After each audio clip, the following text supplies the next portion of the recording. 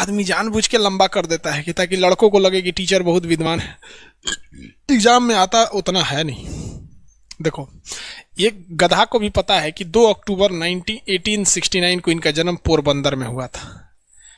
इनकी माता का नाम पुतली बाई, पत्नी कस्तूरबा गांधी, मोहनदास करमचंद्र गांधी, मोहनदास पिता का नाम करमचंद्र गांधी हो गया। यहाँ पर ये सब चीज़ें, बेसिक चीज़ें आप सब लोग को पता होगी। इनके 4 बेटे थे, 2 का नाम लाल था, हरीलाल मनीलाल, एगो का नाम था, 2 का नाम दास था, रामदास देवदास, हरीलाल मनीलाल रामदास देवदास, हरीलाल मनीलाल रामदास देवदास, याद हो गया।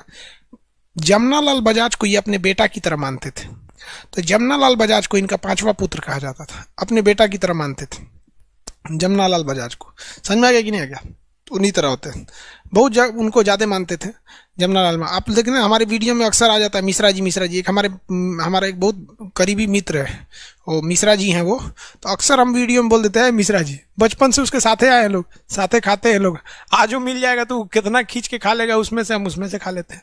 तो बहुत हम लोग में घनिष्ठता है। वैसे उनके 5वां मित्र थे, 5वें पुत्र कहा जाता था कि नहीं, जमनालाल बजाज को। क्या हो गया यार? ये हाँ, चौरी चौरा अभी इसी में आएगा, गांधी जी वाले में ही चौरी चौरा आएगा बाबू। तो देखिए, उनके 5वें इनके पुत्र माना जाता था। गांधी जी ने 1883 में चले गए थे लंदन पढ़ने के लिए। 82 में शादी हुआ था, 83 में चले गए थे। बाद में वो लौट के आए थे। वहीं जब बाहर में थे ना, तो उन्हें दक्षिण अफ्रीका में एक केस लड़ने गए थे। तो दक्षिण अफ्रीका में इन्होंने फिनिक्स फॉर्म की स्थापना किया था, फिनिक्स फॉर्म, और ये उनका प्रथम आंदोलन था। महात्मा गांधी का प्रथम आंदोलन कहाँ था? दक्षिण अफ्रीका में। और यहीं पर इन्हें मिले थे गोपाल कृष्ण गोखले। कौन मिले थे? गोखले लिख देते हैं बस शॉर्टकट में, गोखले, गोपाल कृष्ण गोखले। और गोपाल कृष्ण गोखले को इन्होंने अपना राजनीतिक गुरु मान लिया था और कहा था, गुरु जी आप बताइए हमें क्या करना चाहिए। तो इन्होंने कहा था कि जब तक आप किसी बड़े क्रांतिकारी की चीज़ों को पढ़ नहीं लेते हैं, तब तक आप सफल नहीं हो पाएंगे बाबू। तो महात्मा गांधी ने गोपाल कृष्ण गोखले जी की बात मानकर 2 लोगों की किताबें पढ़ी। एक रस्किन की किताबें पढ़ी। किसकी किताब?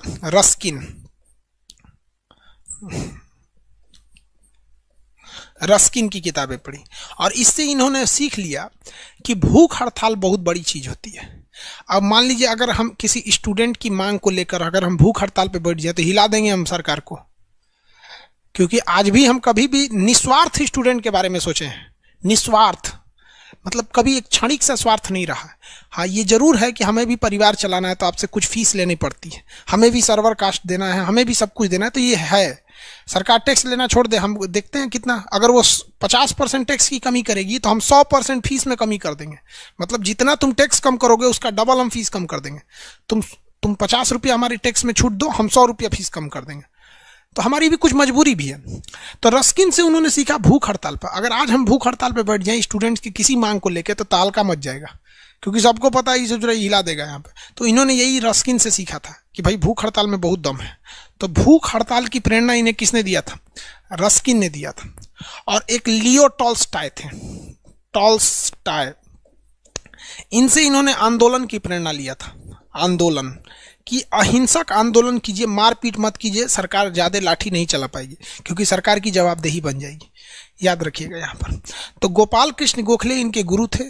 गोपाल कृष्ण गोखले ने कहा कि किताब पढ़ लिया, तो कहा रस्किन से भूख हड़ताल, लियो टॉल्स्टॉय से इन्हें आंदोलन की प्रेरणा मिल गई। गोपाल कृष्ण गोखले ने कहा कि देख भैया, तो भारत जा रहा है ना, तो 1 साल तक तुमको स्टूडेंट की तरह रहना है, ज़्यादा चक्कर पकड़ मत करिए ना तो पिटबो करेंगे। तो इन्होंने कहा ठीक है। इसलिए महात्मा गांधी जब भारत आए, महात्मा गांधी क्या है, जब भारत आए तो इनको अपने गुरुजी की बात याद थी कि हमें 1 साल तक स्टूडेंट की तरह रहना है। तो 9 जनवरी 1915 को ये भारत में आए। कहाँ आए? भारत में आए। और इन्होंने कहा कि भैया हमको 1 साल तक कुछ नहीं करना है।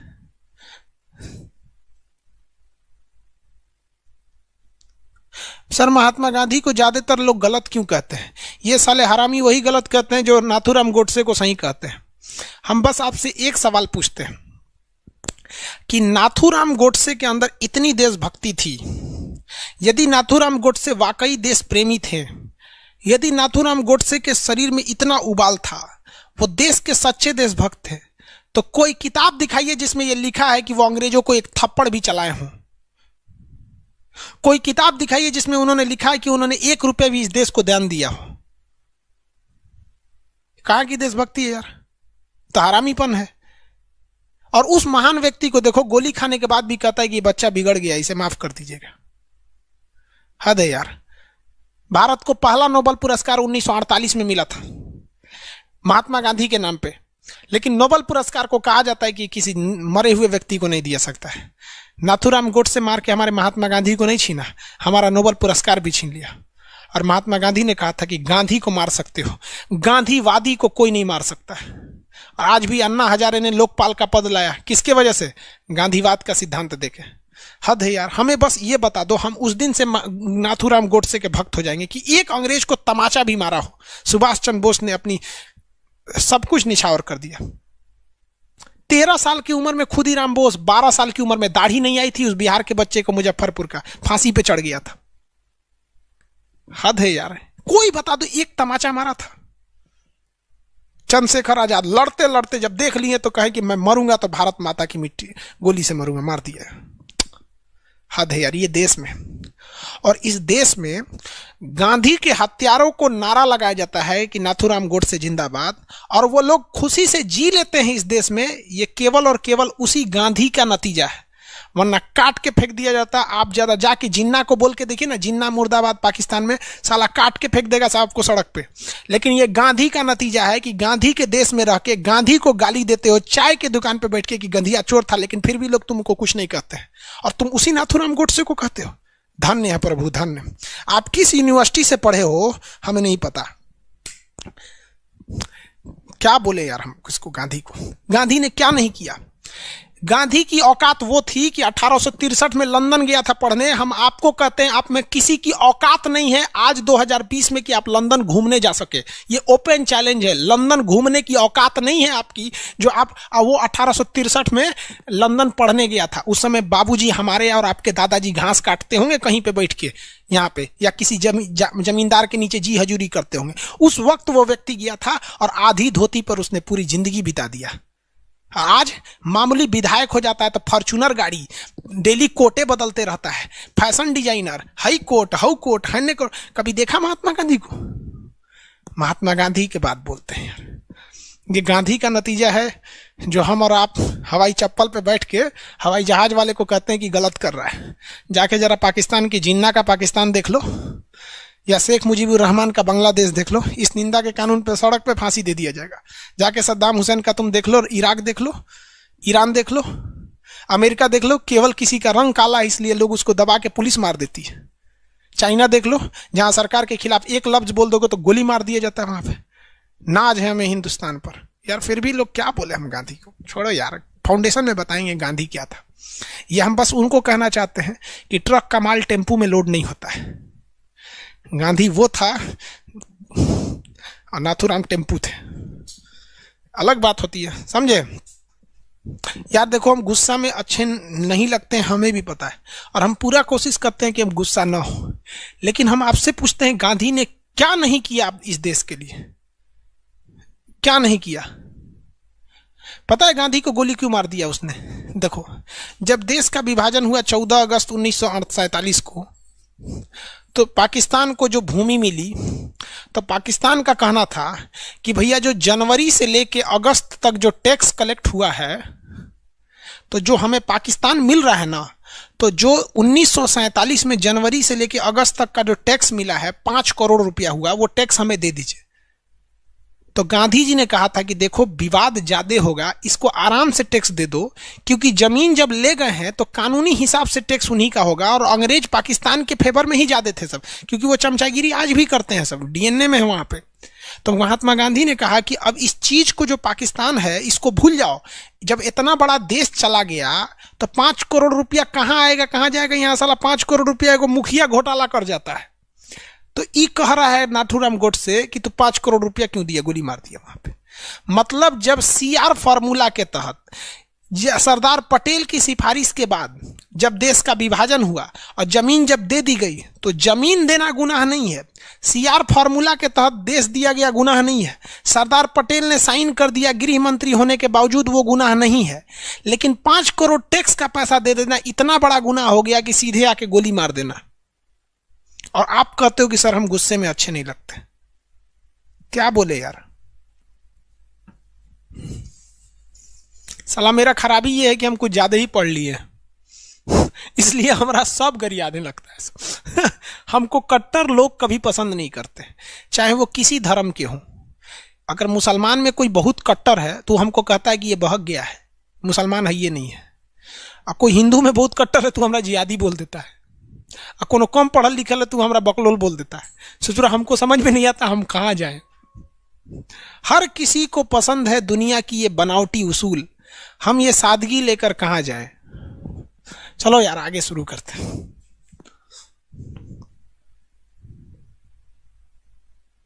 देखो ये आप अपने घर का कानून पढ़े हैं।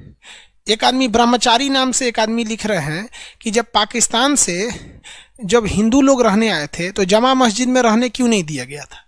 ये आप अपने घर का इतिहास पढ़ रहे हैं। जितने भी लोग पाकिस्तान से भारत में आए थे वो लोग को पंजाब में सेना के कैंप में रखा गया था। दिल्ली का बॉर्डर और पाकिस्तान का बॉर्डर में जमीन आसमान का अंतर है, वहां से 900 किलोमीटर दूर है। जितने लोग पाकिस्तान से आए थे ना वो सारे के सारे लोग को पंजाब में आर्मी के शेल्टर में रखा गया था, दिल्ली में नहीं भेजा गया था किसी को। आज दिल्ली में किसान नहीं जा पाता है, दिल्ली में किसी को नहीं भेजा जाता है। भैया आप घरे के कानून पढ़े हैं तो हम क्या करें, छोड़िए अब आप लोग। देखो यार, तो 9 जनवरी 1915 को महात्मा गांधी भारत में आ गए। आज भी 9 जनवरी को प्रवासी भारतीय दिवस मनाया जाता है कि बहुत से होनहार भारतीय जो चले गए हैं वो आ जाएंगे। और अगर भारत गलत ही है तो नोट से मूर्ति हटा देनी चाहिए, महात्मा गांधी का फोटो हटा के नाथूराम गोडसे का लगा दो, है कि नहीं? यही ना है, दोनों में जो अच्छा लगा दो। अरे यार, तो महात्मा गांधी को एक बात पता थी कि गोपाल कृष्ण गोखले ने कहा था कि 1 साल तक तुम्हें स्टूडेंट की तरह रहना है, इसलिए महात्मा गांधी 1 साल कुछ नहीं किए। उन्होंने 1916 में साबरमती आश्रम की स्थापना कर दिया। तो बस हम आश्रम लिख देते हैं, साबरमती आश्रम की स्थापना। इसके लिए पैसा दिया था अंबालाल साराभाई। पैसा किसने दिया था? क्वेश्चन पूछता है। आश्रम बनाने का पैसा किसने दिया था? अंबालाल साराभाई।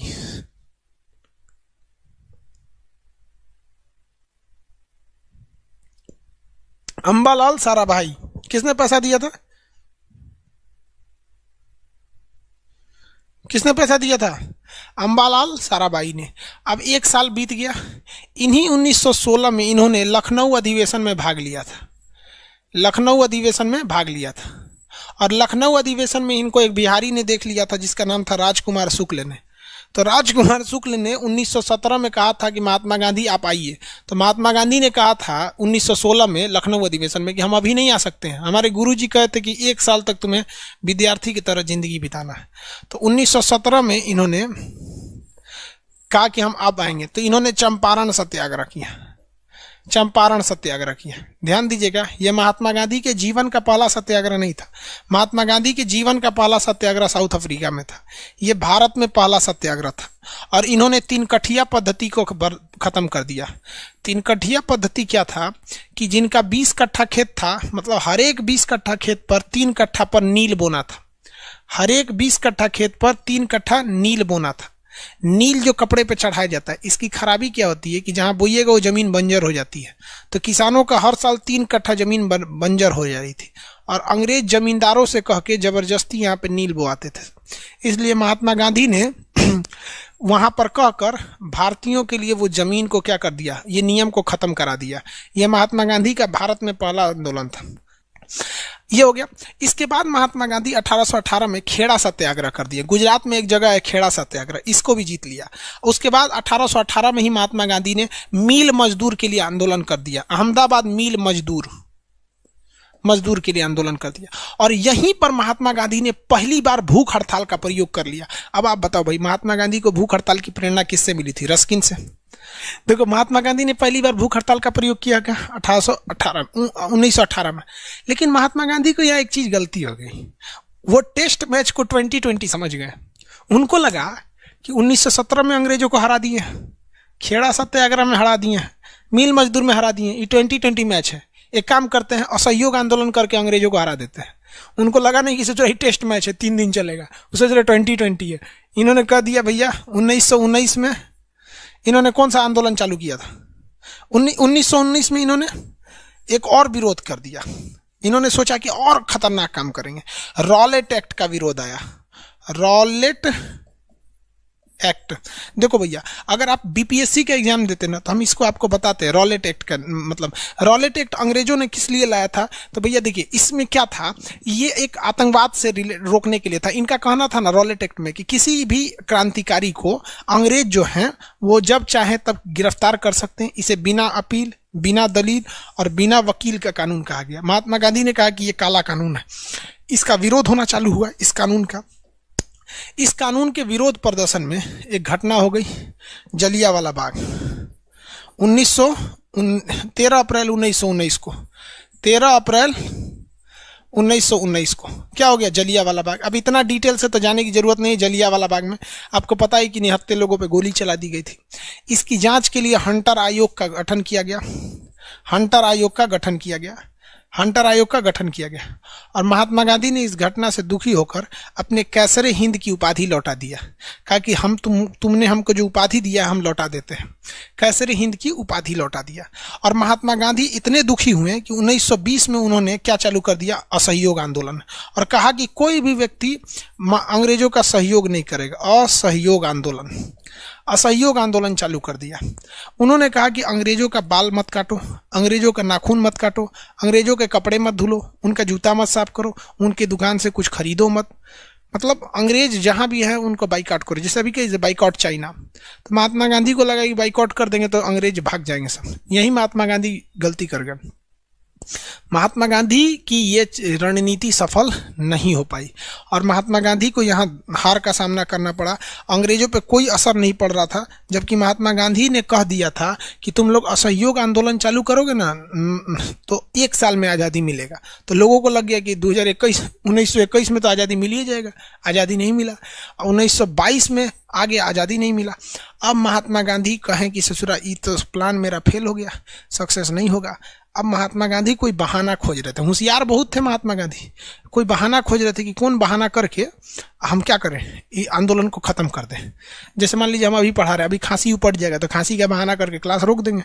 वैसे इन्होंने क्या किया, तो 5 फरवरी 1922 को चौरी चौरा एक जगह था, चौरी चौरा गोरखपुर के पास है चौरी चौरा, वहां पर भीड़ वाले असहयोग आंदोलन कर रहे थे। अंग्रेजों भार में जाओ, भारत माता की जय कर रहे थे। तब तक पुलिस वाले उन सब पे डंडा से मारने लगे सब। तो भीड़ ज्यादा थी, पुलिस वाला उनको दौड़ा दिया। अब पुलिस वाला थाना में घुस गया और अपने आप को लॉकअप में बंद कर लिया। और अंदर आके पुलिस वाला कहता है मारो, अब मारो। अब सोचो लॉकअप बहुत मजबूत रहता है, मारो मारो। अब भारत वाला बहुत खचरा होता है सब। गांव में आदमी को देखो, ललकारना नहीं, गांव की भीड़ कुचू कर देती है। तो गांव का कोनो कहा निकल साले निकल, तो कहा नहीं निकलेंगे नहीं निकलेंगे। तो गौवा लग गया तो एगो बाहर से ताला मार दिया।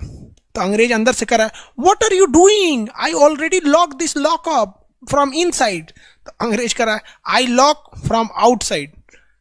तो कहा कि इससे सुरा पगला है क्या, दोनों ओर से काहे बंद। तब मट्टी तेल होके फेंक दिया। तब वो अंग्रेजवा सीबीएसई बोर्ड वाला देर से समझा कि रे साला ही तो बाहरों से बंद कर दिया, ऊपर से मट्टी तेल फेंक दिया, अब मार दिया माचिस। साला 22 आदमी, देखिए 1922 में 22 आदमी मर गया, जिंदा भूज दिया। क्या किया, जिंदा भूज दिया। अंग्रेजों को महात्मा गांधी के गुरु जो थे गोपाल कृष्ण गोखले, लियो टॉल्स्टॉय ने कहा था कि आंदोलन जब जब उग्र होगा वो आंदोलन सफल हो ही नहीं सकता है। जब जब आप उतावला होइएगा सफल नहीं हो जाएगा। आपको विश्वास ना होना तो आप एक बार महाभारत देखिएगा, उससे बड़का तो युद्ध नहीं है। पूरे महाभारत में एक जगह भी आपको नहीं दिखेगा कृष्ण भगवान गुस्सा हुए, जबकि सारा लीला उन्हीं के रचल था। मार काट कराना, छल करना, जबरदस्ती सूर्यास्त करा देना, कर्ण का कवच कुंडल उतरवा देना, धोखा से द्रोणाचार्य से हथियार छुड़वा देना कि ये अस्वस्थामा हतो हता। लेकिन एक जगह भी कृष्ण भगवान गुस्सा हुए हैं, नहीं हुए।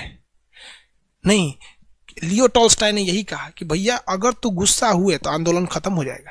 और यहाँ गलती हो गया, चौरी चौरा में इन लोगों ने क्या कर दिया, 22 लोगों को मार दिया। अब अंग्रेजों को बहाना मिल गया, कि रे गांधी जी थोड़ा चक्कर में सब हुआ है, ये हुआ है। लेकिन अंग्रेजों को डर था, महात्मा गांधी को गिरफ्तार नहीं किया सब। महात्मा जान रहा था वो भीड़ को गिरफ्तार करने गया था, सब अंग्रेज तो बुझा गया सब, ये मेन लीडर है, एक गिरफ्तार करेंगे तो पूरा फ्राई कर देगा। लेकिन महात्मा गांधी को गिरफ्तार नहीं किया अंग्रेज। देखिए कितना दिमाग है अंग्रेजों का, कहा कि भैया एक गिरफ्तार करेंगे ना तो पूरा हिंदुस्तान का थाना जला देगा सब, हम लोग को अभी आजादी देना पड़ेगा। यहाँ महात्मा गांधी से गलती हो गई, क्योंकि यहाँ भी अगर असल में महात्मा गांधी नरम दल वाले थे, गरम दल वाले थे ही नहीं। तो उन्होंने कहा कि भैया हम आंदोलन वापस लेते हैं। तो जो भीड़ कल तक अंग्रेजों से लड़ रही थी ना, वही भीड़ महात्मा गांधी के खिलाफ हो गई कि काहे वापस लेंगे। तो कह रहा नहीं, आप लोग ने गलत किया, जला दिया। कहा कि जला दिए तो कहा आपका दामाद था, कहा जला दिए हैं, चचरा मार रहा था हम लोग को लाठी चार, हम मार दिए यहाँ पे, कौन चीज हो गया यहाँ पे, हम आंदोलन वापस नहीं लेंगे। जवाहरलाल नेहरू ने भी कहा कि इससे जुड़ा कश्मीर के किसी गांव में अगर कोई हत्या हो जाती है, अपराध हो जाता है, तो उसका सजा आप कन्याकुमारी के किसी गांव को क्यों दीजिएगा। चौरी चौरा में हुआ है, आप चौरी चौरा में आंदोलन को स्थगित कीजिए। लेकिन गांधी जी तो होशियार, वो जान गए कि हम गलत रास्ते पे चल रहे हैं, ये रास्ता से आज़ादी नहीं मिलेगा, हम कितनों ढिढोरा पीटेंगे तो। क्योंकि अंग्रेज हमसे मजदूरी कराने, सर दबाने, कपड़ा धुलवाने थोड़ी आए थे। वो तो यहाँ से कोयला ले जाने के लिए, कपास ले जाने के लिए, गन्ना ले जाने के लिए आए थे।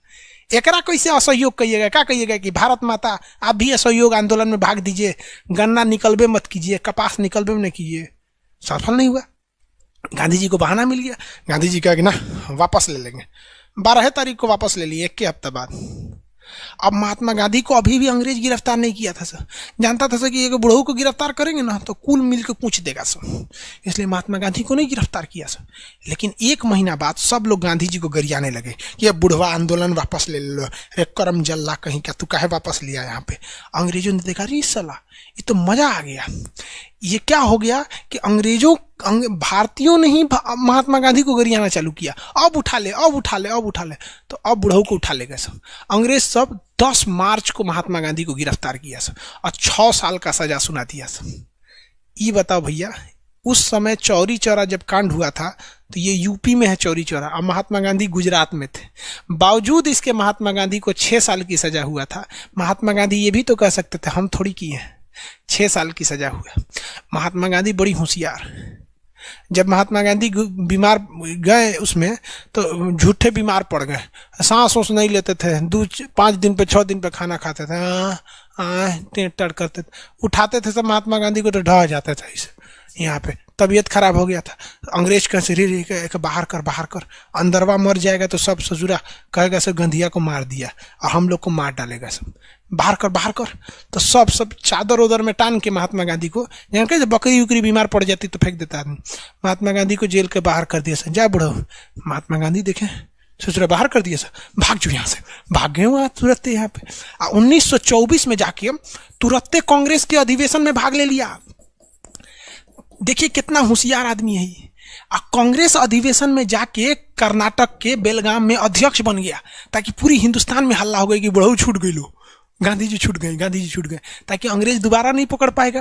क्योंकि दोबारा पकड़ेगा, मान लिए किसी के घर और में रुके रहते तो तुरंत कहते थे कि बुढ़वा झूठ बोल रहा है, बीमार नहीं पड़ल था, यहाँ पे खाली बहाना कर रहा था, इसे यहाँ पे लेके भाग गया सब महात्मा गांधी को। समझ आ गया कि नहीं गया, लेके भाग गया सब महात्मा गांधी को। 24 में आके कांग्रेस की अधिवेशन में आ गया। अब महात्मा गांधी ने कहा कि एक काम करते हैं, अब कोनो आंदोलन नहीं करेंगे, अभी कर देंगे तो कांड हो जाएगा, एक काम करते हैं अभी कुछ समाज सेवा कर देते हैं। तो महात्मा गांधी 6 सालों तक समाज की भलाई किया था। आपको जानकर ताज्जुब होगा कि कोरोना से भी खतरनाक बीमारी प्लेग होती है, जिसे काली मौत कहा जाता है। उस समय महात्मा गांधी बिना मास्क के, बिना पीपीई किट के, कोरोना से भी खतरनाक मरीज जिसे प्लेग कहा जाता था, उन प्लेग के मरीजों का रुई लेके घाव साफ करते थे।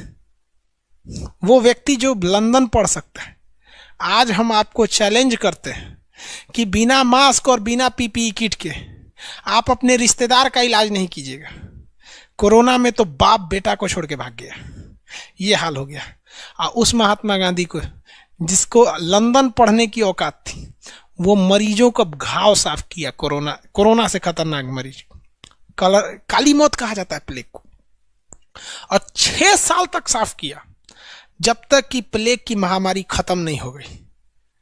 और आज पीपीई किट में कोरोना हो जा रहा है। हम लोग जाएंगे हम किसी मरीज को जाएंगे इलाज करने, बस इतना बता दीजिएगा इस कमरे में 2 दिन पहले कोई कोरोना का मरीज था, आप कमरे में नहीं जाइएगा, जबकि मास्क और पीपीई किट के बावजूद। अब देखिए महात्मा गांधी अब एंट्री दोबारा मारे, आगे बढ़े। अरे भाई इतना देख लो तो तब गांधी जी के आगे बढ़े। गांधी दोबारा सुनिए, ध्यान से सुनिए। महात्मा गांधी का जन्म 2 अक्टूबर 1869 को हुआ। 1883 में लंदन चले गए, वापस आए, वकील बन के साउथ अफ्रीका केस लड़ने चले गए, वहाँ फिनिक्स फॉर्म की स्थापना किया, पहला आंदोलन किया। गोपाल कृष्ण गोखले वहीं मिले, गुरु बना लिया। लियो टॉल्स्टॉय से आंदोलन की प्रेरणा लिया, रस्किन से उन्होंने भूख हड़ताल की प्रेरणा लिया। भारत में आए 1915 में, और 16 में साबरमती आश्रम की स्थापना किया, और अम्बालाल साराभाई ने इन्हें पैसे दिए थे। 16 में इन्होंने विद्यार्थी जीवन बिताया और कांग्रेस अधिवेशन में भाग लेने गए। वहाँ इन्हें राजकुमार शुक्ल भी मिले थे, जो इन्हें बिहार आने का न्योता दिए थे, लेकिन इन्होंने कहा कि नहीं, 1 साल तक हमें विद्यार्थी जीवन जीना है। उसके बाद 1917 में चंपारण 3 कठिया पद्धति बर्बाद कर दिया, मतलब 20 कट्टा में 3 कट्टा, इसे 3 कठिया कहा गया, नीले जमींदारों के खिलाफ। उसके बाद खेड़ा सत्याग्रह, अहमदाबाद मिल मजदूर में भूख हड़ताल कर दिया। 19 में रॉलेट एक्ट कर दिया। 19 में जब जलियांवाला बाग हो गया तो महात्मा गांधी बहुत विक्षुब्ध हो गए। 20 में असहयोग आंदोलन हुआ, लेकिन 5 फरवरी 1922 को जलियांवाला चौरी चौरा हो गया, जिस कारण महात्मा गांधी को जेल भेज दिया गया, और महात्मा गांधी ने असहयोग आंदोलन को स्थगित कर दिया। क्वेश्चन पूछेगा, असहयोग आंदोलन को स्थगित करने का कारण जलियांवाला बाग था।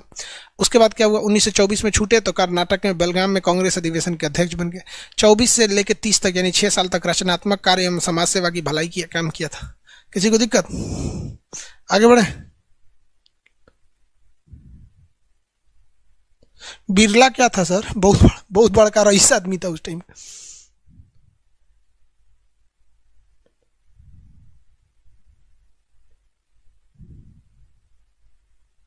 हो गया। अब देखते हैं 1930 में बुढ़ऊ कौन काम किए थे।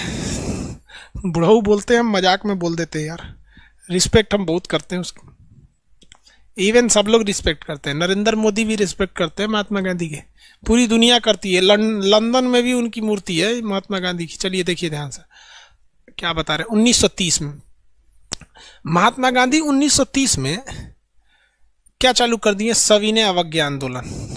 1930 में महात्मा गांधी ने, उस समय भारत का वायसराय था लॉर्ड इरविन को कहा कि देख बेटा, हम तुमको 12 को अपनी मांग दे रहे, पूरा कर ले, न तो हम पूरा भयानक आंदोलन कर देंगे। तो इरविन ने कहा कि भाड़ में जो तेरा आंदोलन, हम नहीं मानने वाले। तो महात्मा गांधी ने कहा ना, थोड़ा सा पहले एगो आया था, रीडिंग नाम था उसका, रीडिंग। उसने देखा था कि किस तरह से असहयोग आंदोलन हुआ था, तोरा दिखाना पड़ेगा कैसे आंदोलन होता है।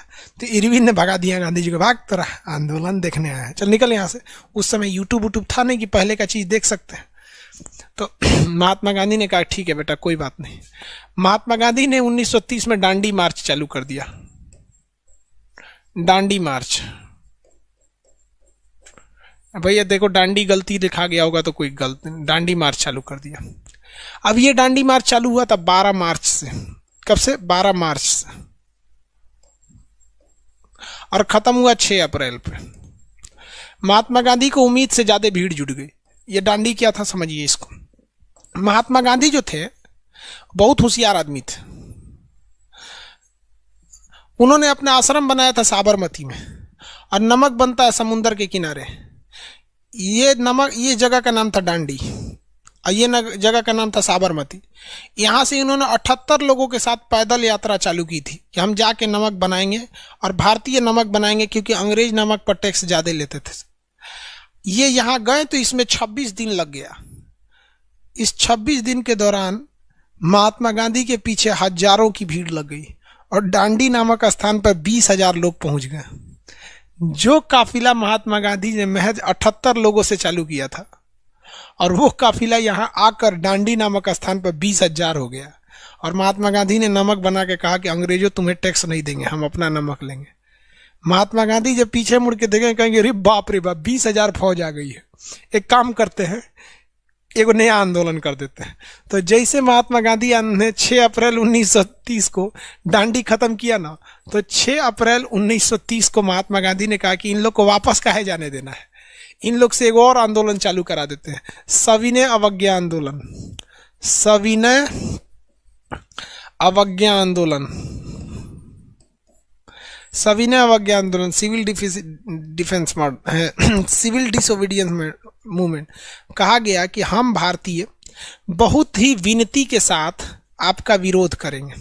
बहुत ही विनती के साथ क्या करेंगे? विरोध करेंगे। मतलब आप जो कहेंगे हम ठीक उसका उल्टा करेंगे, लेकिन हाथ जोड़कर विनती के साथ। अंग्रेज कहते थे नमक मत बनाओ, इस पर टैक्स है। तो भारतीयों ने कहा कि भैया हम लोग सविनय अवज्ञा आंदोलन कर रहे हैं कि अंग्रेज चाचा आप यहाँ से चल जाइए, नमकवा तो हम यहीं बनाएंगे, आप कितना पे गोली चलाएंगे?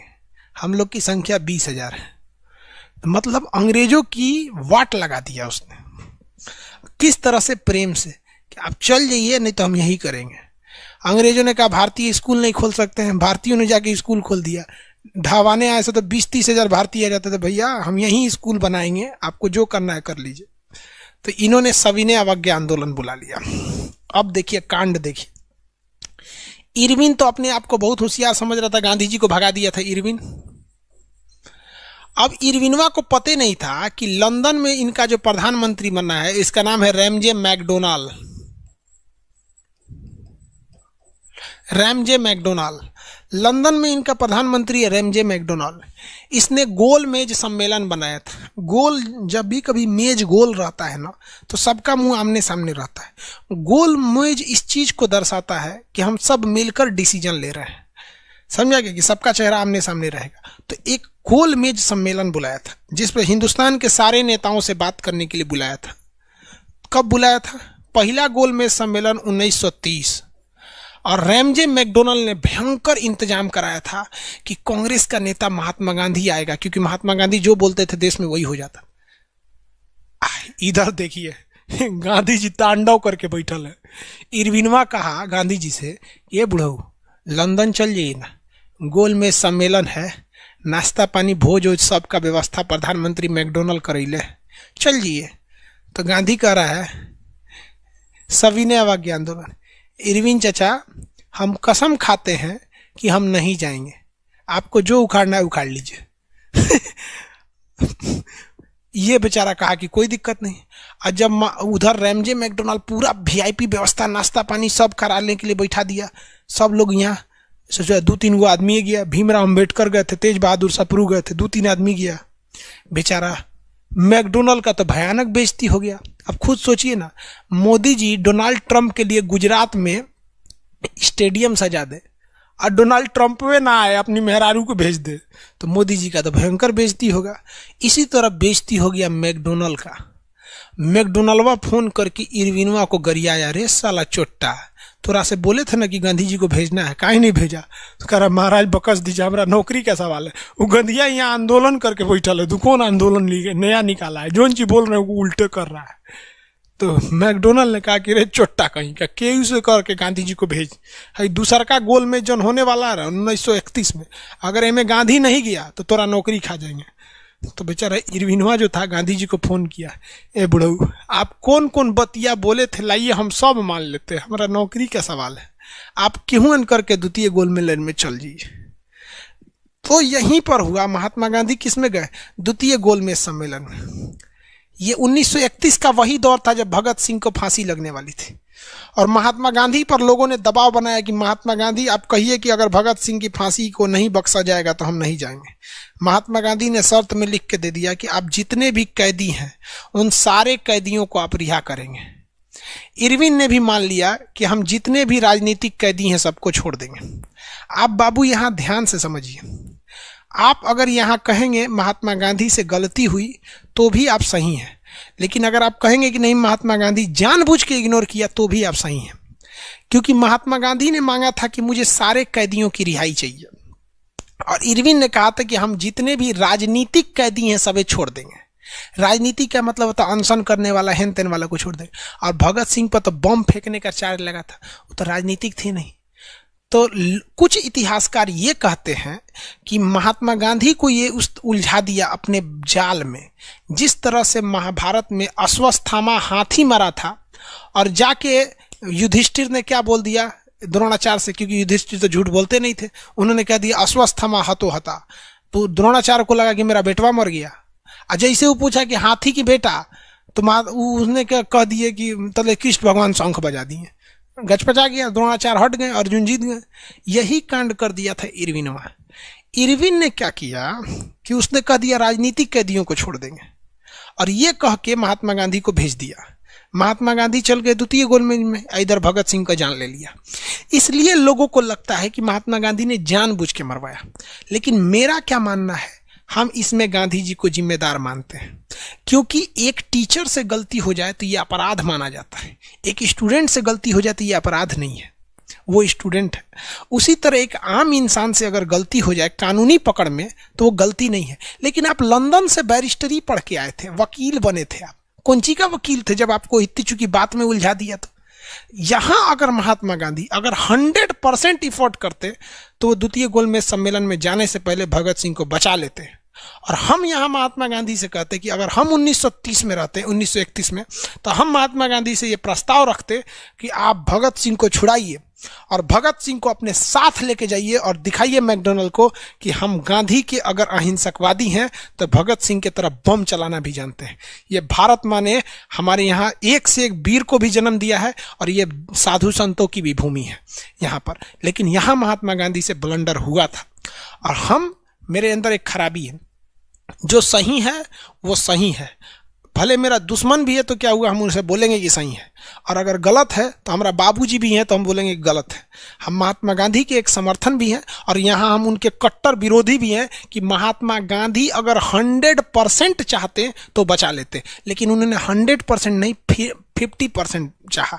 आपको क्या जरूरत था आपको जाने के लिए द्वितीय गोलमेज? मतलब देखो, आपको जब आंदोलन चलाना था तो आप पूरी तरह अस्वस्थ हो गए, पहले गोलमेज में नहीं गए। लेकिन जब भगत सिंह को बजाना था आप लपलपा के चले गए। आप ये भी तो रख देते कि जितने कैदी जब तक रिहा नहीं होंगे तब तक नहीं जाएंगे हम। और वहां जाने के बाद फायदा क्या हुआ? वहां मैकडोनल्ड ने कह दिया कि जिस तरह से मुसलमानों के लिए एक अलग एरिया दे रखे हैं जहां वो केवल मुसलमान चुनाव लड़ते हैं, उसी तरह दलितों के लिए अलग एरिया देंगे। तो महात्मा गांधी ने कहा कि बकलोल बनता है, तुमने जो मुसलमानों को अलग एरिया दिया है ना, एक दिन वो देश बन जाएगा। और वाकई में अलग देश पाकिस्तान बन गया कि नहीं हो गया? और महात्मा गांधी के अंग्रेज जो थे दलितों को अलग जगह देना चाहते थे, तो महात्मा गांधी ने कहा कि आज़ादी के बाद भी एगो अलग देश बन जाएगा, हम तुम्हारी बात नहीं मानेंगे। और ये वापस आ गया जब तक भगत सिंह को फांसी चढ़ा दिया गया था। तो ऐसा नहीं था कि वो लंदन में गए थे तो चमचागिरी करके आए थे, वो देश को बचा के ही आए थे, लेकिन भगत सिंह को मरता छोड़ दिया था। अगर आप इसे जिम्मेदार कहेंगे तो हम आपके साथ हैं, क्योंकि महात्मा गांधी ने भगत सिंह को बचाने का केवल 50% प्रयास किया था, 100% प्रयास नहीं किया था। समझ में आ गया कि नहीं आ गया? इसलिए अगर आपको लगता है कि हम अंधा होकर किसी का सपोर्ट करते हैं तो आप गलत हो। समझ में आ गया आपको? उसके बाद तीसरा गोलमेज सम्मेलन कब हुआ? 1932 में। 1932 में रैमजे मैकडोनल्ड ने आखिर में घोषणा कर दिया कि हम दलितों के लिए अलग क्षेत्र दे देंगे। तो महात्मा गांधी ने आंदोलन कर दिया और महात्मा गांधी भूख हड़ताल पे बैठ गए। तब अंबेडकर और महात्मा गांधी के बीच में 1932 में एक समझौता हुआ, 24 सितंबर 1932 को, जिन्हें पूना समझौता कहते हैं, पूना पैक्ट कहते हैं। इसमें महात्मा गांधी ने कहा कि देखो, दलितों के लिए तुम अलग क्षेत्र मत मांगो, हाँ आरक्षण मांग लो, क्षेत्र मत मांगो। तो अंबेडकर जी इस पर रेडी हो गए थे कि हाँ, हमें दलितों के लिए अलग क्षेत्र नहीं चाहिए लेकिन आरक्षण चाहिए, जो आज भी चला आ रहा है। समझ में आ गया कि नहीं आ गया? तो ये पूना पैक्ट हो गया महात्मा गांधी का। इसके बाद महात्मा गांधी ने हरिजन सेवक संघ की स्थापना कर दिया था। हरिजन सेवक संघ के बाद अगला महात्मा गांधी का जो रोल था वो व्यक्तिगत सत्याग्रह था। उन्होंने कहा कि हम अकेले आंदोलन करेंगे ना तो हमारा मरवा देगा सब और आंदोलन खत्म हो जाएगा, इसलिए हर व्यक्ति आगे आए और व्यक्तिगत सत्याग्रह करे। तो महात्मा गांधी ने व्यक्तिगत सत्याग्रह किया। इसे दिल्ली चलो आंदोलन भी कहते हैं। किस आंदोलन को दिल्ली चलो आंदोलन कहते हैं? व्यक्तिगत सत्याग्रह को, कि हर व्यक्ति को आंदोलन करना पड़ेगा। इसमें पहले सत्याग्रही जवाहरलाल नेहरू और दूसरे सत्याग्रही विनोबा भावे थे। क्वेश्चन इससे दो पूछता है, व्यक्तिगत सत्याग्रह किसने चालू किया? महात्मा गांधी ने। किस सत्याग्रह को दिल्ली चलो आंदोलन कहते हैं? व्यक्तिगत सत्याग्रह को। किसे? व्यक्तिगत सत्याग्रह को। इसके पहले सत्याग्रही कौन थे? जवाहरलाल नेहरू। दूसरे सत्याग्रही विनोबा भावे।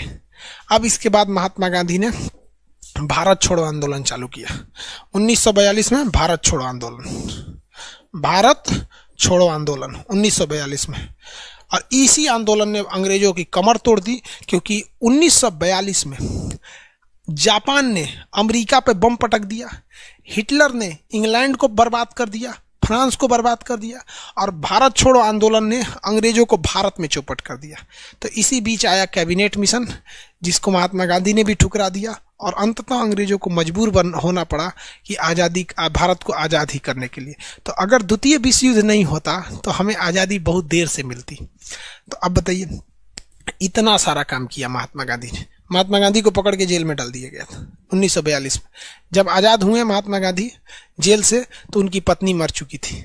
सोच सकते हैं, हमारे देश में अर्नब गोस्वामी को गिरफ्तार किया गया था 3 दिन के लिए, कितना बड़ा बवाल हुआ था। सुप्रीम कोर्ट ने उन्हें छोड़ दिया, और महात्मा गांधी को उनकी पत्नी मर गई, नहीं छोड़ा गया। यहाँ पे बहुत बड़ा जुल्म हुआ हमारे देश के आज़ादी के, जो गुलामी से आज़ादी मिली, बहुत तांडव हुआ। इसके बाद देश आज़ाद हो गया। तो ये गांधी युग था। गांधी जी ने इतना कांड किया टोटल।